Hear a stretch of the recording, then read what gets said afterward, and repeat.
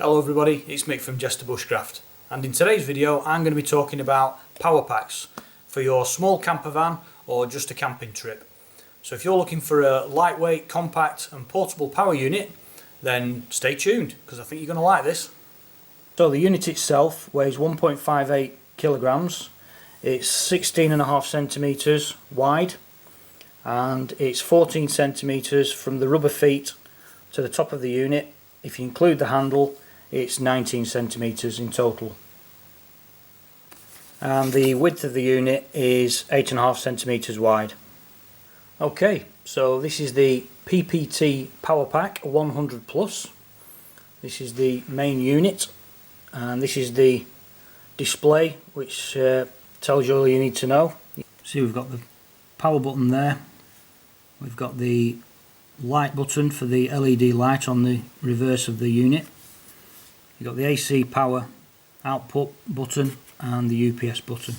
So you've got the display there showing the charge of the battery, showing that it's on DC. Pressing the AC flicks it to AC and back again. You've got the little display there showing the 12 volt auxiliary symbol, saying that one's live, and the 5 volt USB ports are live. This is the LED light on the reverse of the unit, and by pressing the button there it puts the smaller section of the light on, and you press it again and it illuminates the whole lot. I'll do a light test for this in the dark later so you can see how bright that is. Right, you find me inside my ensuite bathroom now for the light test. So that's the lower setting, and that's the off, lower setting, brighter setting. You can see there, quite bright. It's good enough to find your way in the dark. On this side, this is the 230 volt AC inverter, where you can plug in your AC appliances. It'll take any configuration of pin, whether it be European or the UK plugs for your AC appliances, and you just need to press the AC button and then that livens up this section of the unit. Oh, press something then. What did I press? Oh, I switched it off. On this side we have the DC outputs. You've got 3 outputs, and you've got the one input where you can plug the various leads in, whether it be mains charger, solar panel or 12 volt input. You can just plug it into your car. And then you've got 2 USB outputs, useful for charging your phones and your iPads, keeping the kids happy, which is always a good thing. You've got a nice grab handle there, making it portable. It's not very heavy for carrying around, even though it's, oh, there's me, look, hello. Even though it's 1.58 kilograms, it's pretty easy to carry around really. Size wise, it's not much bigger than 2 tins of beans really.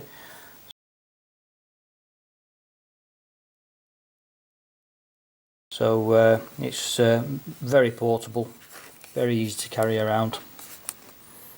So that's the basics of the unit really.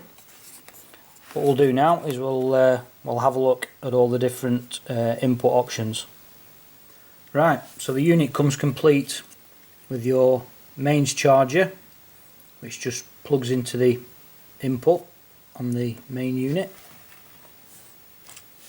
We've got the 12 volt auxiliary lead that you can plug into your car, so you can charge the unit while you're driving along.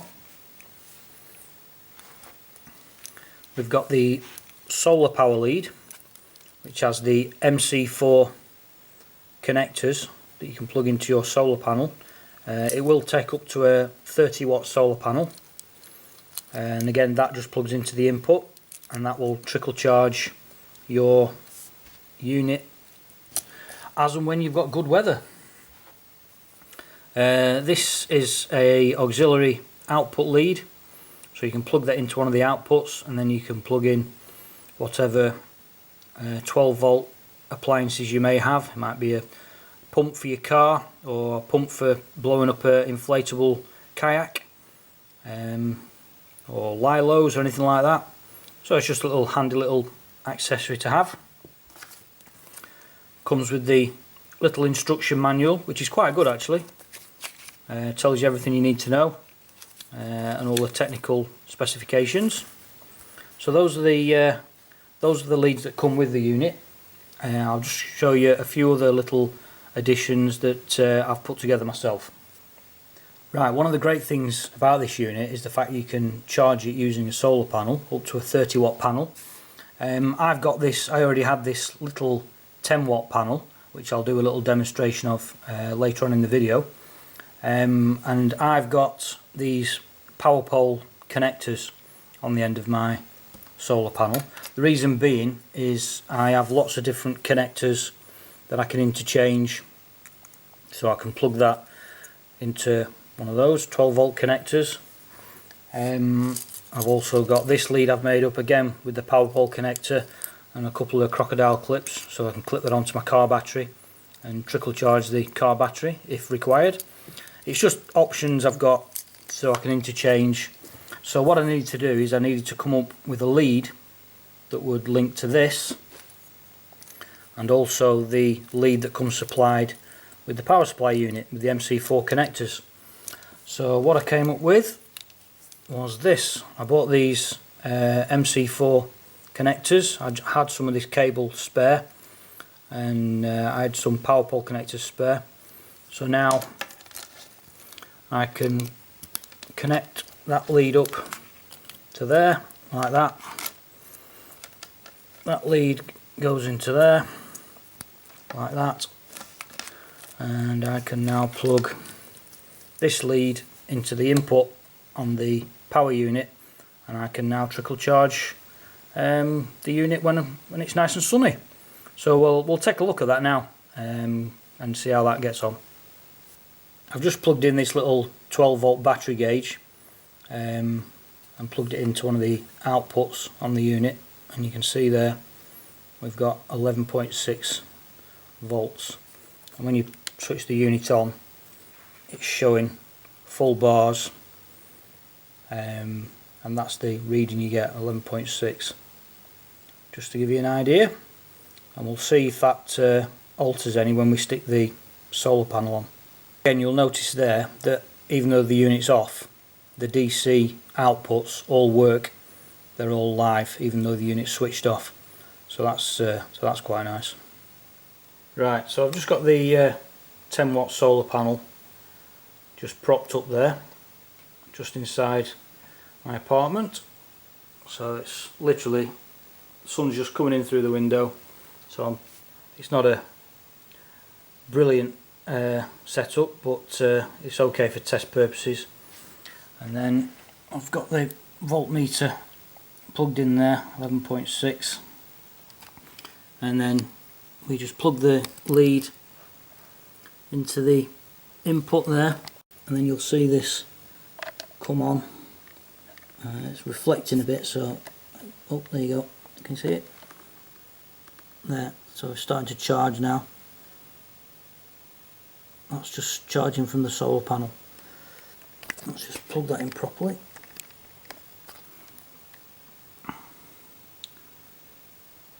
And then you should see the voltage, there you go, 11.7, so it's starting to trickle charge that now. Again, it's only a 10 watt panel that. I do have a 30 watt panel, so that is the panel I'm going to be using mainly. But you know, the 10 watt panel, it's nice and small and compact, and you can pack it away easily. So that just shows it is working. So that's good. So that's the that's charging the unit via the solar panel. Right, I'll just do a couple more tests. I've just got a USB fan there. Just going to see if there's any voltage drop when we plug an additional appliance in, if you can call that an appliance. So I'll stick that in there, like that. And the USB obviously needs to be turned on, so we'll have to switch the unit on. There we go.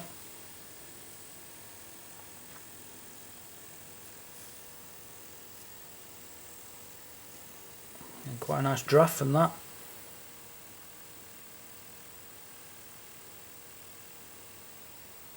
It doesn't seem to be dragging it down at a fast rate.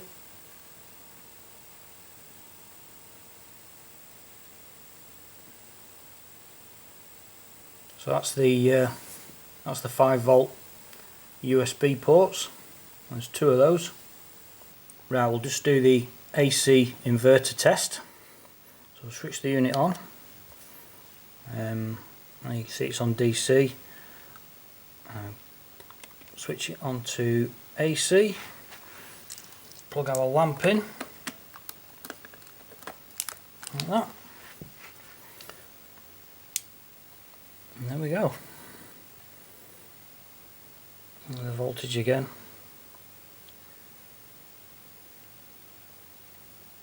It's not dropping at any considerable rate. So that's your AC output. Great.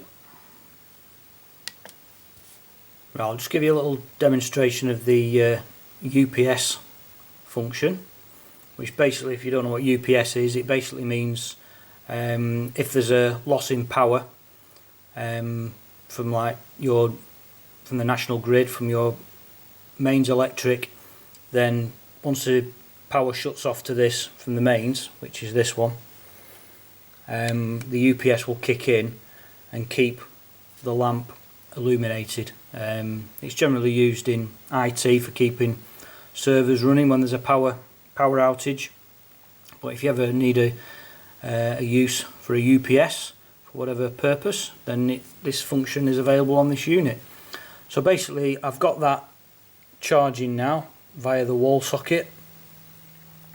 You can see there it's charging, and then if you put it into UPS mode,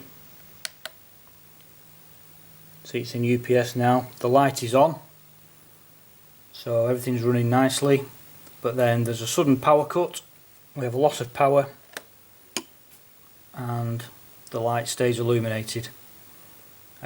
Basically when the lead's in, it's charging the unit and still providing power out there.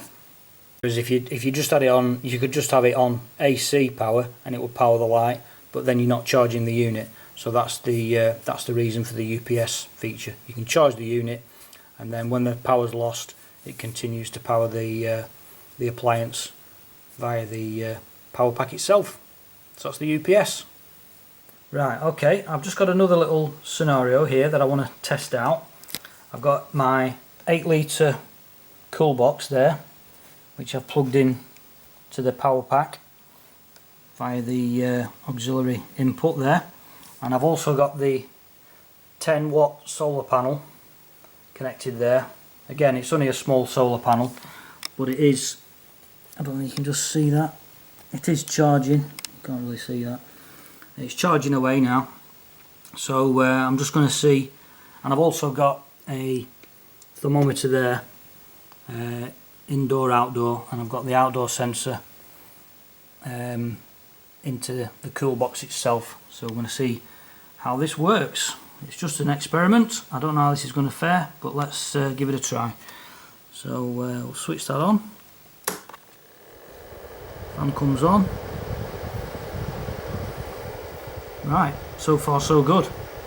So we'll keep an eye on that temperature and see if that goes down any. Right, bring you back in a minute. We've been going for just shy of 19 minutes now, and the temperature is down to 7.3, and it does say that the cooler will reduce the temperature inside the cooler by 18 degrees less than the outside temperature. This is a little bit confusing. The outside temperature is obviously this lead, which is inside the cooler, and this is the temperature in the actual in this room now. So I mean, it's going beyond that. I'm going to leave that going and see how low it will go. But that has done what it says. That's 18 degrees lower than the temperature outside. So that's great. I'm really impressed with that. And that took less than 20 minutes. And that was from a standing start. There was no, you know, cans of cola in there that were already cold or anything like that. It was just an empty cooler from a standing start. It's still going, look. Right, we'll come back to that and see how low it does actually get, and then what we'll do is we'll just check the voltage of the power pack and see if it's dropped any with the solar panel plugged in. Still going. Right, bring you back shortly. We've just gone over 25 minutes and the temperature is down, well, 6 degrees, 6.1. The external temperature has actually gone up a little bit, I think. But yeah, 6 degrees, so that's really good. I'm more than happy with that, and that's taken 25 minutes. So I think we're going to leave the test there. But what I want to do now is I want to test the voltage on the power unit to see if that's dropped any. So we'll turn the cooler off. I'm just going to see what it's like inside. Oh yeah, you can feel that. Nice and cool. Right, good. So we'll unplug this. Plug the voltmeter in. 11.5. So that's not bad. Before, if you remember, it was at 11.6 and it was flickering between 11.6 and 11.7 with the solar panel on. So that's only dropped 0.1 of a volt, 0.2 of a volt. So that's good. I'm happy with that. That's good enough for me for what I need. Right, so there you go. That's the little test we've done there with the cooler and the solar panel. Right, so there you go. That's the PPT Power Pack 100 Plus. If you'd like to know more about the technical specifications, I will leave a link in the description down below where you can read all the technical data. I'll also put a link for the MC4 connectors if you want to make up your own solar panel leads. If you've got any questions, please leave them in the comments below. Let me know if you've had any experience with this kind of power pack and how you get on with it. I hope you enjoyed that. If you did, please remember to like and subscribe. Thanks for watching, and we'll see you on the next video.